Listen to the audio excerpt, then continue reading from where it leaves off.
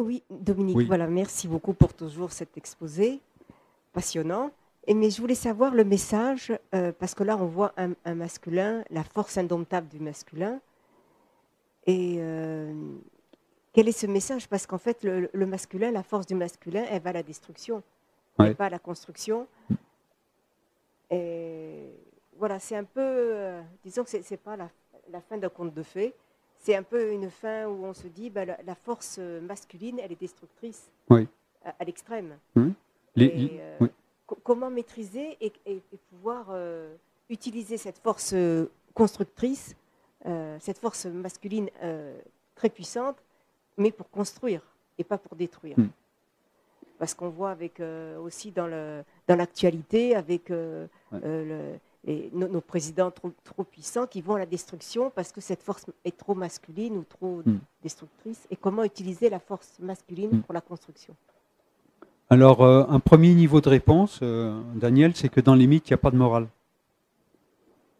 Contrairement aux contes, et voire même aux légendes. C'est-à-dire qu'il n'y a pas de morale, c'est-à-dire que c'est un exposé, si on peut dire, un exposé avec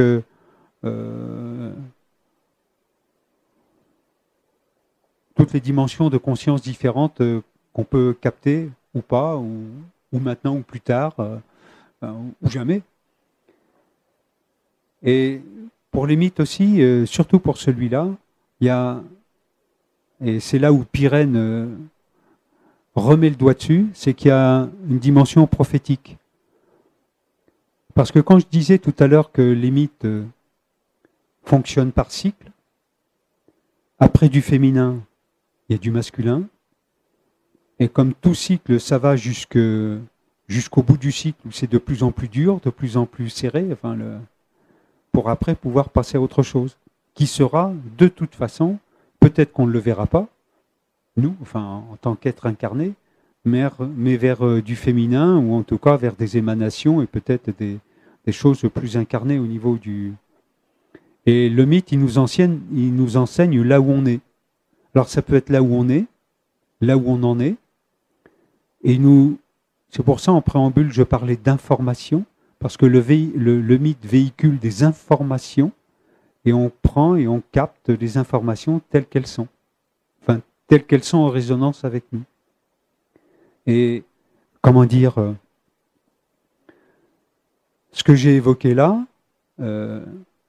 si j'en parle à un mec, enfin, un masculin, enfin un homme, qui n'est pas du tout sensible à ça, enfin, c'est incompréhensible. C'est inentendable. C'est même, ça va refouler ça. C'est soit je me barre, soit je te vire. Voilà, c'est ça. Hein. Et c'est là où c'est intéressant, c'est riche d'enseignements. Moi, je ne sais pas si c'est une réponse, mais comme disait le Luron, c'est ma réponse. Mais moi, j'ai l'expérience d'avoir fait une intervention, une mini-conférence dans une assemblée de profs universitaires sur le labyrinthe. Eh bien, comme je n'étais pas du sérail parce que je ne suis pas universitaire, quand j'ai fait l'intervention, tous les profs universitaires mâles sont partis avant que je commence. Il y avait le public, les femmes profs d'université sont restées, il y en avait quelques-unes, enfin voilà, mais tous les hommes sont partis parce que pour eux, je grossis pas le trait parce que ça s'est réellement passé comme ça. Parce que pour eux, c'était, enfin, ce qu'ils disent en tant qu'universitaires, c'est la vérité sur la mythologie. C'était sur la mythologie. Donc évidemment, moi j'arrivais avec le labyrinthe et puis sur une autre approche, donc c'était insupportable. Ce que je veux dire par là, c'est que quand il y a une information, mais c'est pareil dans la vie, hein, quand il y a une information qui est inacceptable, ça peut ne pas entendre quelque chose qui est dit de manière intelligible, c'est-à-dire qu'il y a des filtres. Et tout ça, c'est pour se protéger. Hein, enfin, en gros, c'est aussi pour se protéger. C'est-à-dire que notre challenge, entre guillemets, qu'on soit homme ou femme incarné, enfin, voilà, c'est d'aller vers ce féminin. C'est de l'accueillir, l'accueillir, enfin, voilà, et puis de faire quelque chose avec, et avec les pièges parfois qui sont chez certaines personnes, mais tout comme ça peut arriver à nous à certains niveaux, C'est-à-dire qu'on se protège, et, enfin, voilà, et pour se protéger, on se blinde, donc on coupe des informations. L'inconscient est enfin, plutôt le surmoi ou le gardien du seuil, chez Jung, il est très puissant pour ça. Enfin, voilà, il y a plein de personnes qui coupent l'information sans le savoir. Enfin, on est bien placé à travers des informations, quand on peut avoir accès à des informations factuelles, et comment voir le nombre de personnes qui ne peuvent pas accepter des informations factuelles, de voir toutes les résistances qui se mettent en place, voire même des vrais délires. Enfin, voilà. Hein. Donc évidemment, c'est sûr que quand j'ai peur des complotistes, je dis que tout le monde est un complotiste, même si je soutiens implicitement, sans le savoir, des complotistes dans le réel. Enfin, ouais, il y a des jeux comme ça d'inversion et de polarité qui se mettent en place, mais qui sont des jeux profondément humains et que les mythes nous enseignent. Donc ça nous permet de faire un zoom arrière, de saisir des choses et puis peut-être de les voir avec être un peu moins saisi par l'émotionnel. Même si on a de l'émotionnel, on n'est pas froid. Enfin, voilà, hein, mais de pouvoir se mettre à distance, enfin voilà, de garder toujours cette vision globale.